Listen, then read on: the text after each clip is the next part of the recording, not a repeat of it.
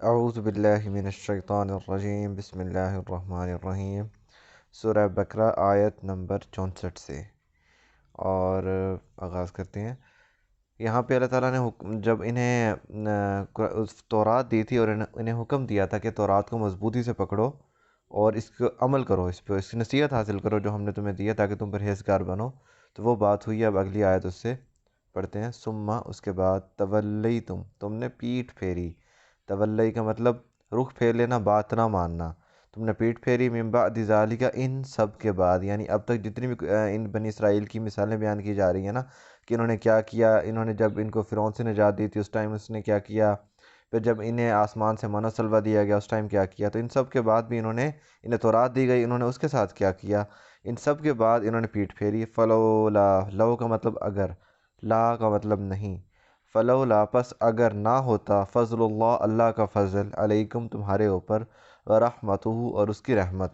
لکنتم تم ضرور ہو جاتے، من الخاسرین خسارہ پانے والوں میں سے۔ یعنی تم نے جتنے الٹے سیدھے کام کیے ہیں اس کے بعد تو بہتر یہ تھا کہ اللہ تعالیٰ تمہارے پاس ذلت اور مسکنت مار دیتا، لیکن اللہ تعالیٰ نے تم پہ اپنی رحمت کی اور فضل کیا اور تم خسارہ پانے والوں میں شامل نہیں ہوئے۔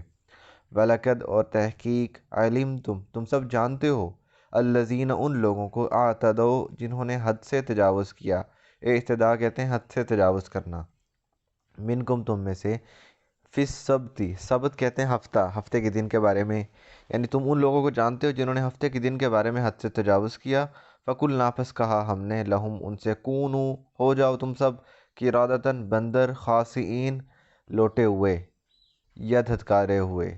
تو تم بندر ہو جاؤ دھتکارے ہوئے۔ ہفتے کے دن ان کا عبادت کے لیے مخصوص تھا اور انہیں دنیا کی کوئی بھی کام کھانے پینے سے یا پکانے سے یا اس طرح کھیتی باڑی کرنے سے، تجارت کرنے سے منع کیا گیا تھا، لیکن شروع میں انہوں نے اس پہ عمل کیا، لیکن اس کے بعد پھر چھوڑ دے گا اور آہستہ آہستہ کھلم کھلا تجارت کرنے لگے ہفتے کے دن۔ ایک تو ہوتا ہے نا بھی ایک ہلکا پھلکا چھپ چھپ کے کر رہے ہوں، کھلم کھلا اللہ کی نافرمانی شروع کر دی، تو اللہ تعالیٰ نے انہیں کہا بندر بن جاؤ۔ فجعلنا، فا کا مطلب پس، جعلنا بنا دیا ہم نے، ہا اسے، نکالن، نکالن کا مطلب ہوتا ہے ایک عبرت کی نشانی، لما اس کے لیے، بین یدئی ہا جو اس کے سامنے تھا، یعنی اس بستی کے سامنے جو بھی تھا اس کے سامنے، وما خلفہا اور جو اس کے پیچھے تھا، اس سے مراد یعنی سامنے والوں کے لیے جو دیکھ رہے تھے کہ اچانک یہ جو بندر بن گئے ہیں، تو ان کے لیے، وما خلفہا اور جو ان کے پیچھے یعنی بعد میں آنے والے سب کے لیے ہم نے ایک عبرت کا نشان بنا دیا۔ اب یہاں پہ ایک اختلاف تھا کہ